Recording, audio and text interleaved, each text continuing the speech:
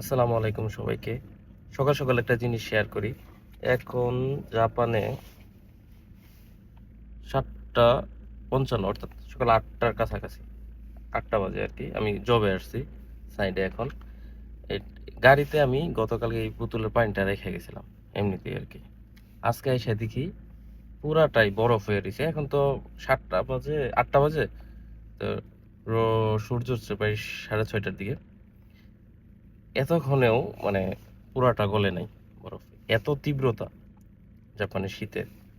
গাড়িতে যেকোনো কিছু রাইখা গেলে গাড়ি একটা বলা যায় যে একটা ডিপ ফ্রিজ হয়ে গেছে আরকি। আর সকাল, সকাল গাড়ির সামনের গ্লাসে বরফে পুরা ছায়া যায়। বরফ বলতে এ ধরনের বরফ যে কিছুই দেখা যায় না। আর তুষার তো মাঝে, মাঝে পড়েই। আর এই শীতের মধ্যে সিভিল ইঞ্জিনিয়ারিং কাজ করা লাগে। আর তখন করে নদীর কাজ।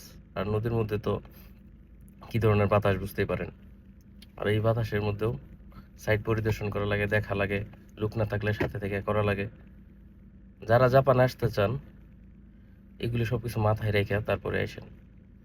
জাপান স্বপ্নের দেশ হলেও কষ্ট না করতে পারলে এখানে টিকা অনেক কঠিন এবং অন্য দেশের তুলনায় জাপানে পিআর পাওয়া, পাসপোর্ট পাওয়া অনেকটা সময়ের ব্যাপার। পাশাপাশি অনেক নিয়মকানুন মেনে না চললে দিন শেষে পাওয়া যায় না।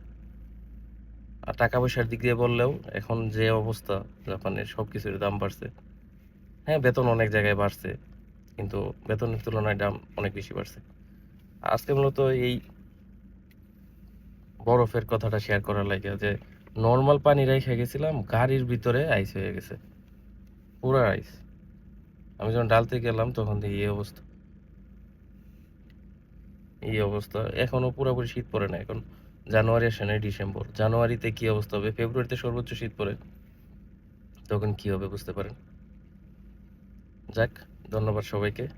সবাই সবার জন্য দোয়া করবেন। সবাই ভালো থাকবেন। আসসালামু আলাইকুম।